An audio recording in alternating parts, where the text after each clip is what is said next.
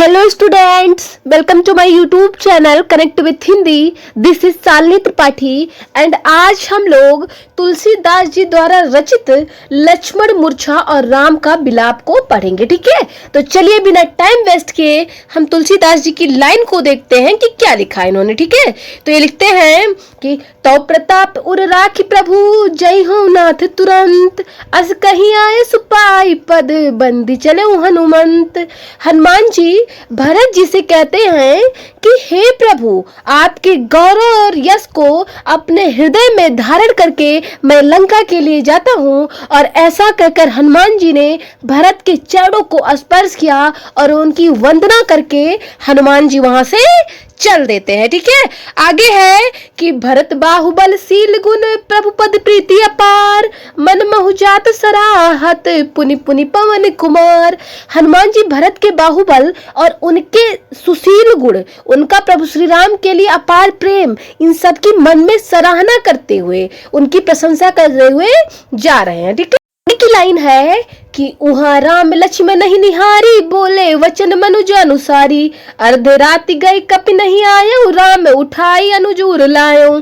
जब युद्ध भूमि में श्री राम जी अपने छोटे भाई लक्ष्मण को मूर्छित देखे तो वह एक सामान्य मनुष्य के जैसे रोते हुए कहते हैं कि आधी रात बीत गई है लेकिन अभी तक हनुमान नहीं आए। और यही कहते हुए श्री राम जी अपने छोटे भाई लक्ष्मण को अपने सीने से लगा लेते हैं। ठीक है, आगे है कि सकहु न दुखित देखि मोहिकाऊ, बंधु सदा तो मृदुल सुभाऊ, मम हित लागी तजो पितु माता, सहेउ विपिन हिम आतप बाता।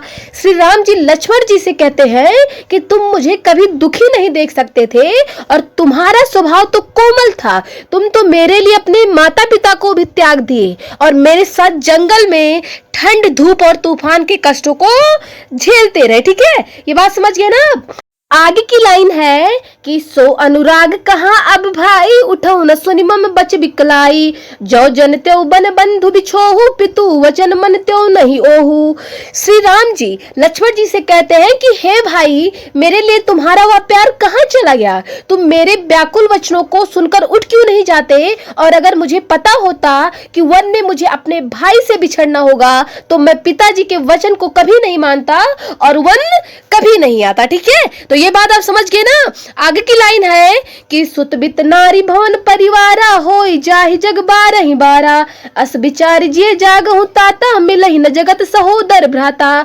युद्ध भूमि में लक्ष्मण के मूर्छित होने पर राम रोते हुए सामान्य मनुष्य की तरह अनाप शनाप बड़बड़ाने लगते हैं और कहते हैं कि इस संसार में पुत्र पुत्री, धन भवन और परिवार बार बार प्राप्त होते रहते हैं और नष्ट भी होते रहते हैं, लेकिन हे भाई, तुम अपने मन में यह विचार करके जाग जाओ कि भाई दोबारा नहीं मिलता है। ठीक है, आगे की लाइन है कि जथा पंख बिनु खगत दीना, मनि बिनु फनि करि बर करहीना, असमम जीवन बंधु बिन तोही, जो जड़ देव जीवावे मोही।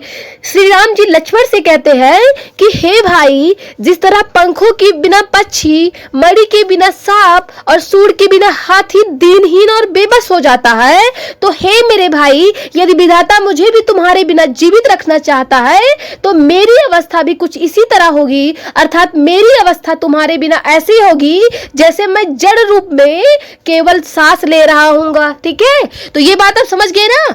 की लाइन है कि जय हो अवध कवन मुहलाई, नारी हेतु प्रिय भाई गवाई, बरु अपजस सहत्यो जग माही, नारी हानि विशेष क्षति नाही।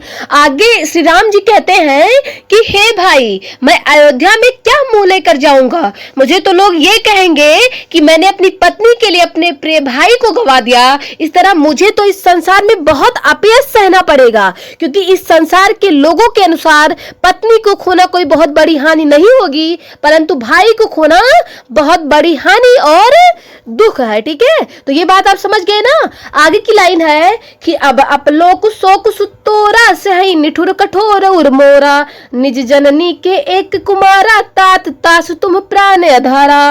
राम जी कहते हैं कि हे भाई, अब पत्नी खोने का दुख और तुम्हें खोने का अपयश दोनों ही मुझे सहन करना पड़ेगा, और तुम तो अपनी माता के एकमात्र संतान हो। ठीक है, उनके जीवन जीने का एकमात्र सहारा भी तुम हो, तुम्हारे बिना तुम्हारी माता किस प्रकार से जी पाएंगी। ठीक है, आगे है कि 100 मोहि तुम ही गही पानी, सब विधि सुखद परम हित जानी, उतरुका उदय हो ते जाई, उठ किन मोहि सिखावहु भाई। तुम्हारी माता ने तो सब प्रकार से तुम्हारा सुख और कल्याण सोचकर तुम्हारा हाथ मेरे हाथ में सौंपा था। अब तुम ही बताओ कि अयोध्या जाकर मैं उन्हें क्या जवाब दूंगा।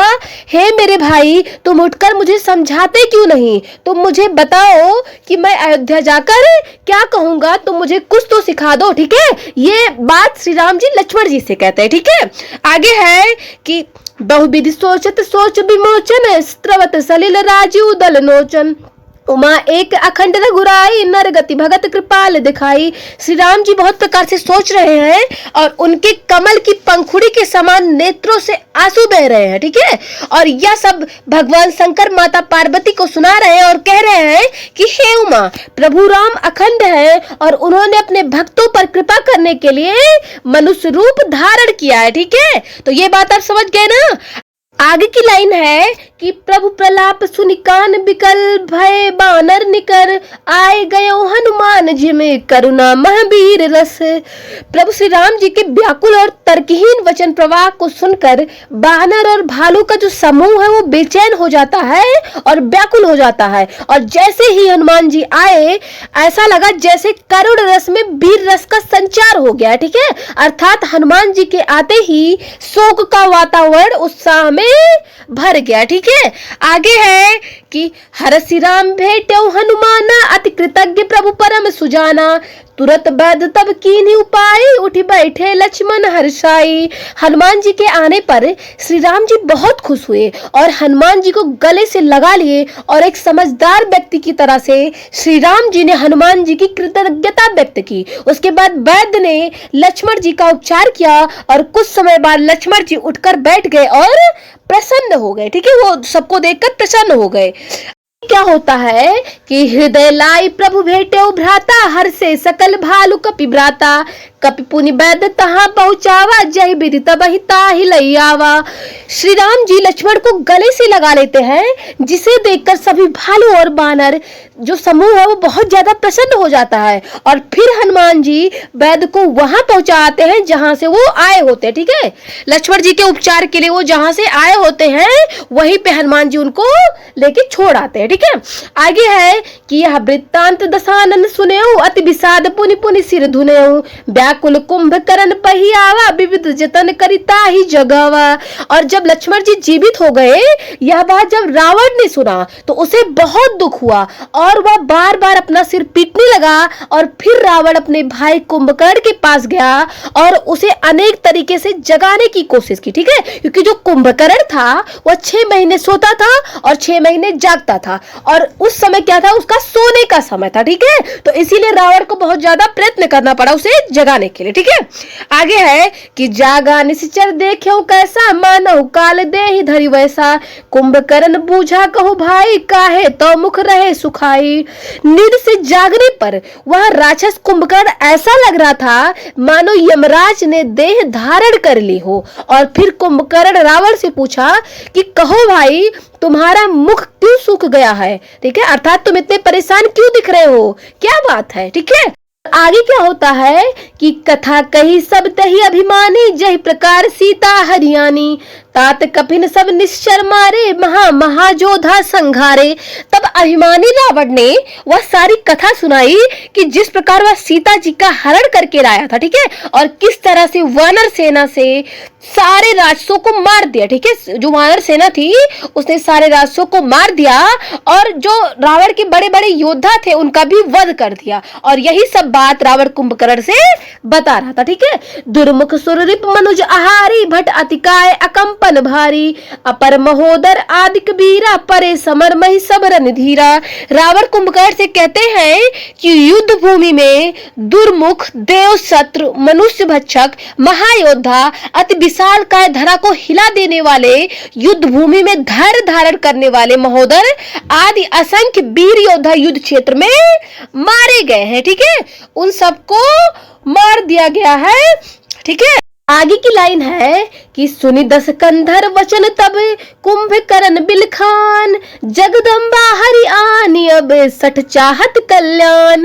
रावण की बात सुनकर कुंभकर्ण बहुत दुखी हुआ और रावण से कहने लगा कि हे दुष्ट, तुमने तो साक्षात जगदम्बा का हरण कर लिया है और अब अपना कल्याण चाहते हो, अर्थात तुमने तो माता सीता का हरण कर बहुत बड़ा अपराध किया है। अब तुम अपना कल्याण चाहते हो तो यह संभव नहीं है। ठीक है, तो आई होप कि आपको ये सब समझ में आ गया होगा और आपका चैप्टर भी खत्म हुआ। So thank you.